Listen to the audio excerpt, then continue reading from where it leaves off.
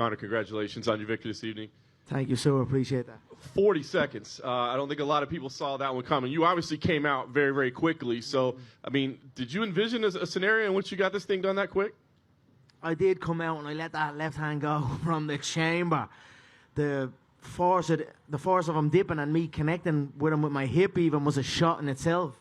But I'd probably put that down to 15 months outside of the octagon. You know what I mean? A little bit overstepping the shot. And I knew Donald, and I know Donald's good at dipping under the left hand, and I knew he would, and he would attempt to dip under the left hand. He's done it to the former champion in the 170 division, Robbie Lawler. He dipped under the left hand multiple times and secured takedowns. He dipped it under the now middleweight Darren Till. So 15 months outside the octagon, a little eager, take from it all and carry on. The shoulder strikes were incredibly effective. Was that something that you drilled? Was that a little bit of improvisation? What was that? You know, they'll have to say now, you know the way they say, I've just got a left hand. They'll have to say, I've just got a left shoulder as well. A left hand and a left shoulder. The so-called experts of the game, when they'd be breaking down my skill set, they'd be saying, I'm just a fighter with a left hand, which is highly disrespectful and uneducated. And I'd be surprised that so many of the supposedly knowledgeable people, they'd be just claiming it as that. So it's a good shot in the clinch. I see you can really catch a man. So I knew I caught him with the first one off guard, and then I caught one or two more, and when we separated, the nose and the eye was bust. And it's a good shot. I've utilised that many times in the gym, and happy with it. You ultimately finished him with punches, but the high kick was a big part of the finish. I'm curious, I mean, obviously that's kind of his signature move in a lot of ways. I mean, was that something you wanted to execute, or? Yeah, no, of course. I knew Donald has the most head kick knockouts in UFC history. I was saying to Megan backstage, that's the equivalent of a world title to me, to having a record like that, the most head kick knockouts. So, but at the same time, and I knew he was planning to knock me out with a head kick. I knew he wanted everyone, what if Donald catches the head kick and all this. I knew this was what Donald would have been envisioning, and his team. They would have been practicing how to set me up with the high kicks. But at the same time, I noticed Donald has many discrepancies in leans and dips and under certain attacks that can also set him up for the high kick. So the high kick was something I thought I could catch him with also. His grandmother came in and spoke with you. I'm curious if you could share the details of that conversation. She's just a phenomenal woman, that lady. She's there from the first fight of the night till the final fight of the night, and even after the bout came over, and she just showed me respect, and I showed her respect, and it was great to finally meet her. You know what I mean? You see her; she's a prevalent part of the game, isn't she? Right? When Donald's fought so much, and that lady's there from the start of the night to the finish, man. What a lady, and what a man she's raising. Very, very, very honoured to share the cage with Donald, and very proud. You know, he's a good man, and he's got good people behind him, and much respect. Yeah.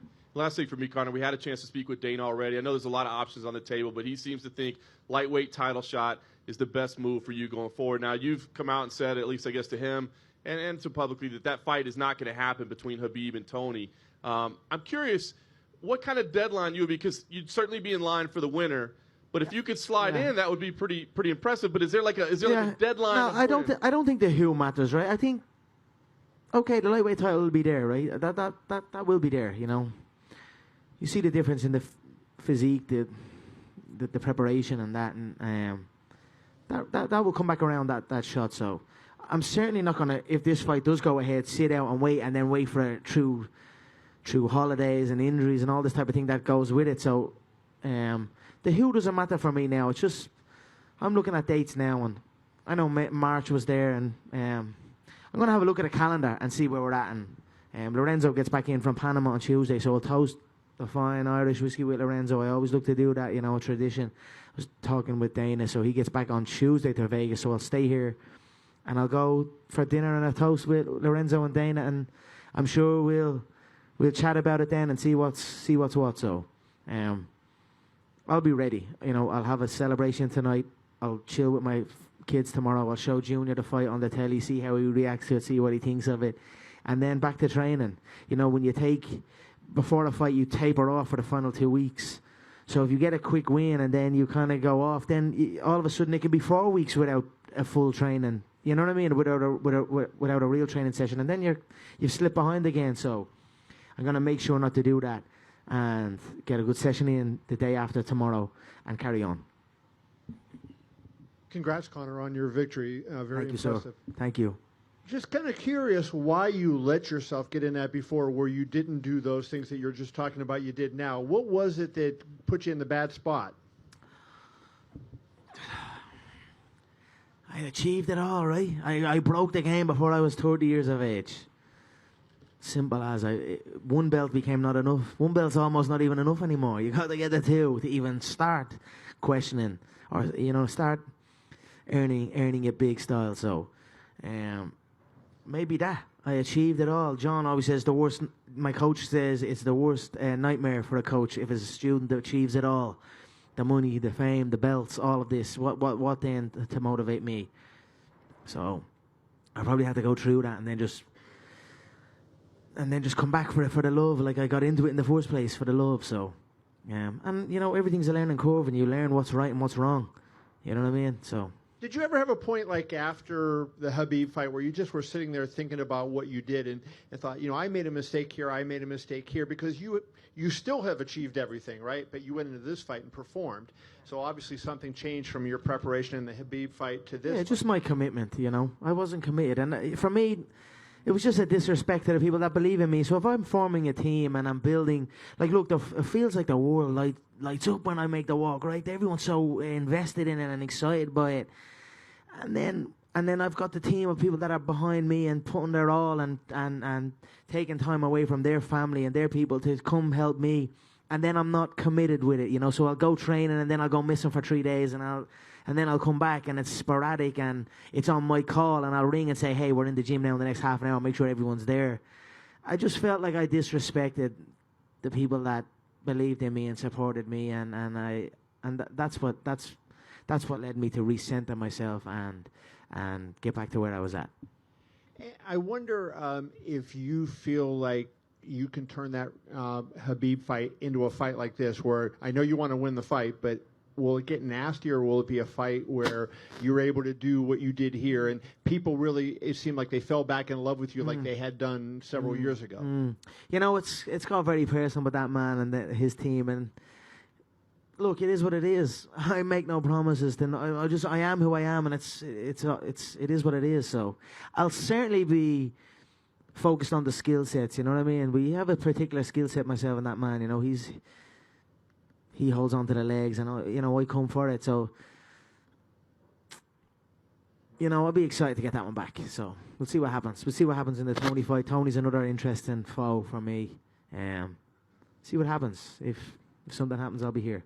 Just two last questions. I wanted to get your opinion of that fight. Do you think, everybody talks about Khabib has won 28 in a row. I think Tony's won 16 or 17 in a row.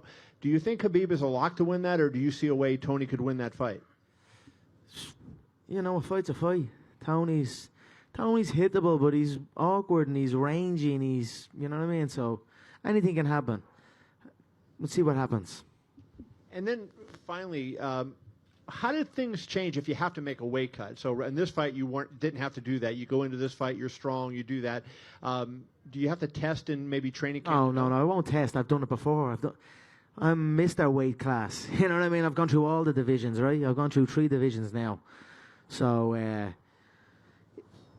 it's just about commitment. That's it. Just commit and just do what you know you need to do, and that's it. So tonight's my night, but I'm no different than, you know what I mean? All I did was just put in the work, and that's it. So if each one of us put in the work that we know we should do, we know what the work is we need to do. It's just sometimes you don't do it, and then when you say, okay, I got to do this, and you got to do it, and then you don't do it. That's like a defeat, and then those add up, and then your lack of interest to go do it actually wanes, and then you can get injured and all this type of thing. So for me, it's just about recognizing what needs to be done and do it strictly and do it. And that for me leads me to enjoy it more. And that's basically what happened this camp. So I could have made 155 this week. I ate up to 170. So I'd say I could have been about 169 in there on the night. And I'd say Donald had a bit to cut this fight for this camp. He was in the sauna since Wednesday. So I wouldn't be surprised if Donald was about 180 plus in there. So, but I tell you what, I felt energetic, I felt good, and happy days. So, but I've experienced it all. I've experienced near blackouts for the Mendez weight cut. I had no nutritionist, no nothing. And I done it all myself, and it was a heavy weight cut. And then for the Aldo one, I done it correctly, and I felt okay. We had a nutritionist on board, and I felt good at 145, and I've obviously had amazing success down there. And then the 155, and then it's just about commitment. That's it. You put in the work, you'll reap the rewards. There's no secret sauce to this. Recognize what you need to do and fucking do it, and you will succeed. Hi, Conor. Straight in front of you to your left. I asked Dana about the possibility of you fighting Khabib in Moscow, and he's very against the idea. Can you explain to me why that's so appealing? Why was he against it? Pay-per-view, by the sound of it. Come on now, how much money is enough money? How much money is enough money, for fuck's sake? There's a lot of money in Russia. There's a lot of revenue in Russia. I love Russia. I love the Russian people. I went to Moscow recently, and they're such a great nation. They're so passionate about the sport of mixed martial arts. They're so passionate about myself, and they support me greatly. They support proper 12 Irish whiskey. They know a good liquid. They know a good spirit. So they're good spirited people. And what a place. It would be like something out of a Rocky movie. You know what I mean? So I'd be very eager to do that. They ain't the hometown Vegas boy. I know the Vegas people will be campaigning for it. Look, let's see what happens. I would love that. I want to create spectacles for the people, you know? That's one hell of a spectacle. Even me going out there in Moscow that time, the place shut down. The world took notice, you know what I mean? Your mom was saying I wasn't allowed out there. I wasn't supposed to be out there. They were running the streets screaming my name. So I'm more Russian than that man. So I would love to go to Moscow and compete there, you know. Dana didn't like Moscow, but he liked the sound of stadium shows, potentially in the UK, maybe in the new Raiders stadium. No? Oh, here? Yeah, here, of course. But if there's a stadium show happening in Europe, it's happening in Ireland. It's not happening in the UK. I love the UK greatly also, but it's not happening in the UK. If there's a stadium show earmarked for me in Europe, bring that motherfucker to Ireland. I'm asking that since the beginning. What did I say? I'm going to go backstage with Mr. Lorenzo Fertitta, toast whiskey and talk football stadiums. So I'd be more than excited about that if we could do it. I'd love to compete in Ireland as well. I'd love to compete in my hometown. Do you know what I mean? How amazing would that be also? I'm going to have a sit down. I know that, what's it called? The Allegiant Stadium. It looks phenomenal. Absolutely phenomenal it does. I would love to be the first combatant to compete in there. So that's definitely on the radar, and it's so easily done. But I would love to bring it home also. Just one last one. Have you seen Floyd's post since the fight? Yeah, he forgot McGregor Sports and Entertainment on the poster. You know what I mean? That right there cuts him out. So it's me and Manny. Look, we'll see what happens. Al Floyd, he's a funny man, Al Floyd, so we'll see what happens. The discussions are always ongoing. They never stop, you know. You know, Floyd and going through money fast. So he's far from retired, and that rematch will happen at some stage. But mixing MMA and boxing, I'd imagine that's a bit more difficult than having maybe a clear run at just MMA for maybe a year. Well, what is the plan there? Maybe just stick to MMA for this year? We'll see what happens. Look, I spent so much time in my boxing gym. I went back to my roots, Crumlin boxing, where I began. And what happens tonight? I smack him with my shoulder and smack him with my foot. I was almost going to say to Joe, that's Crumlin boxing 101. Smack him with the shoulder. But no, I've been getting great training in with the team back home, and I'm an experienced fighter, right? I've been through it all. I've been up and down in the weights. I've been across sports, so I can do it all as long as I'm fit, and we'll see what presents itself. Conor, you made it a point to stay sober throughout this camp. You reiterated that many times. How does it feel to be reconnected with your old friend there? My belly is warm. What can I say? But don't get me wrong. It's you gotta. That's one of the things I love about whiskey. You've got to respect it. You've got to respect that liquid, because if you don't, it will come and get you. So, I done a good stint off of it. It was not easy, but the people deserved it. I made a promise to the people, to my fans, to my team, that I would abstain. That's a baby of mine. I've got Conor Jr., I've got Kriya, and I've got Proper. That was one of my children. Seriously. So it was not easy, but I stuck with it, and it's great to get a little sip on the tongue now tonight, and I'll enjoy it with the fans tonight, and then respect it after that. I've learned the lesson, I'll tell you what, once or twice.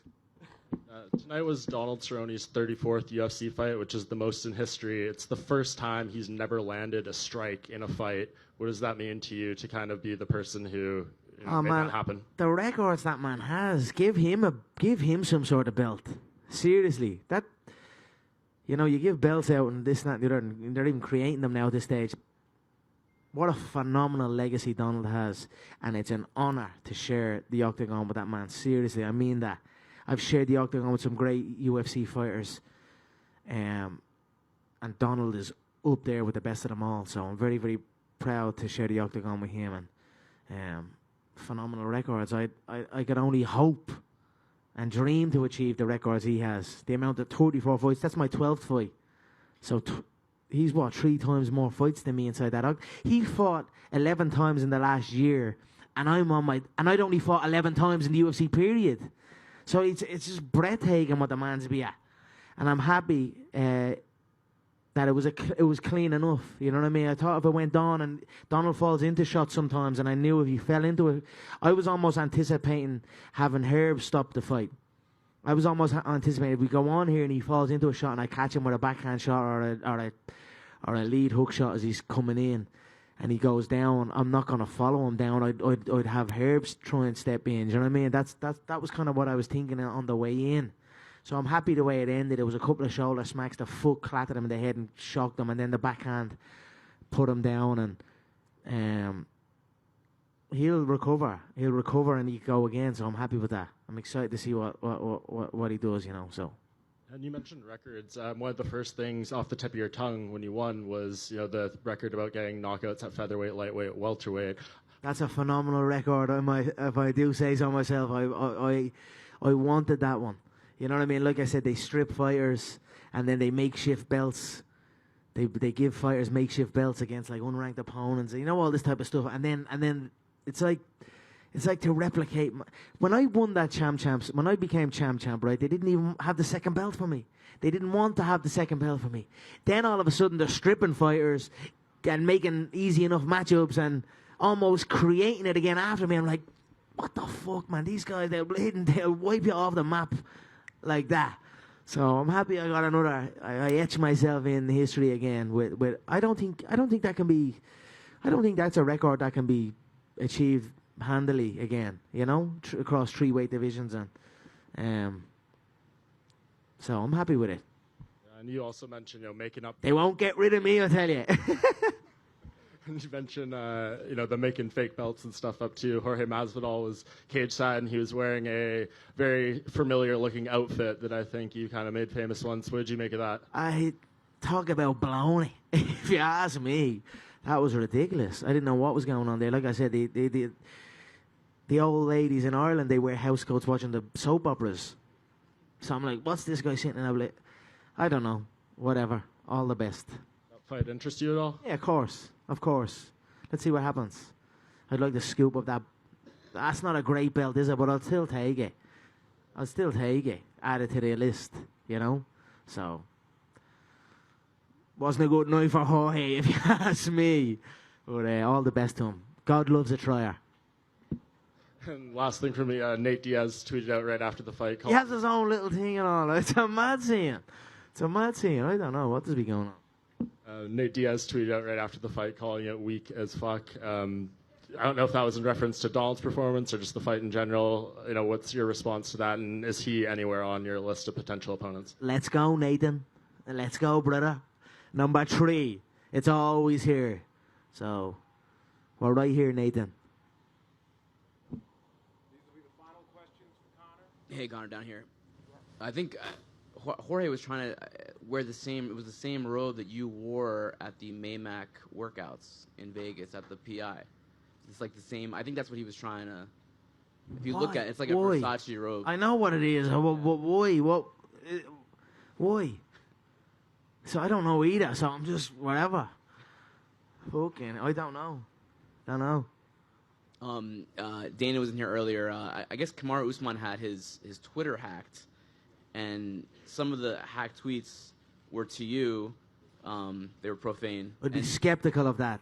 I'd be skeptical of that because one came through early, and it had all the hallmarks of that little fucking weasel, Ali. Just a right. They give him control of the accounts. He had Frankie's account. He had Henry's account. This has been going on a while. He gets it and then writes something through their thing. And I've been in discussions with some of these athletes, right, to come on board and whatever, and help them out and that. And I know exactly what had happened. And then the way the first one was written, I knew exactly where it came from. And then all of a sudden, a little bit heavier ones, and then it became a hack job. So whatever. I don't know what the fuck. I don't know what's going on tonight. It's a bit of a weird night, wasn't it? The two boys doing mad stuff. I don't know, man. Whatever. All the best to them. So you think it could have been Usman tweeting that or Ali? No, I don't think it was Usman. I don't know. I don't care. I don't care, man. I actually don't care. It just had all the hallmarks of your man that's done it in the past multiple times. So that's why because Dana, I didn't even see it originally, right? No, I saw one originally, and Dana then sent a message to send to me. Oh, this is how that happened. And I was like, I don't think. And then, but I didn't see any of the rest of them. I just saw the first one, and the first one had all the hallmarks of your man logging in and doing his thing like he's done with all his other clients that he represents. It's happened though. This is happening since years. Like I'm talking to, like even with the other crowd. Like I've been dealing with this a long time, so I know exactly what the sus is. But whatever. I mean, do you think that with Usman and Masvidal, they're obviously trying to fight you? Obviously, that's what the message is behind all this stuff, right? Yeah. Is it not? Yeah, of course. Let's do it then. Let's do it. I'm more than ready. I enjoy this division. I like this division. I don't think they're that big. They're a bit bigger, right? Okay. I think Donald's bigger than Jorge. I know Jorge has a win over Donald, but I think Donald's as big. Now Jorge's a former lightweight, so I don't know what Dana was saying. I'd like to see them on the scales right now tonight and see what they're at. And I don't think they're at the end of the day, we got to weigh 170. I feel good at 170. I don't think your man Usman, he's small enough, 5'8" or something. I think he's small.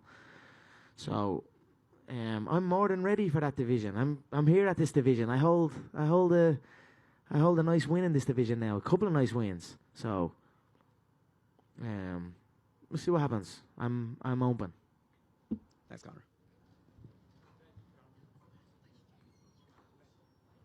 Thank you, guys. Appreciate you all. Thank you.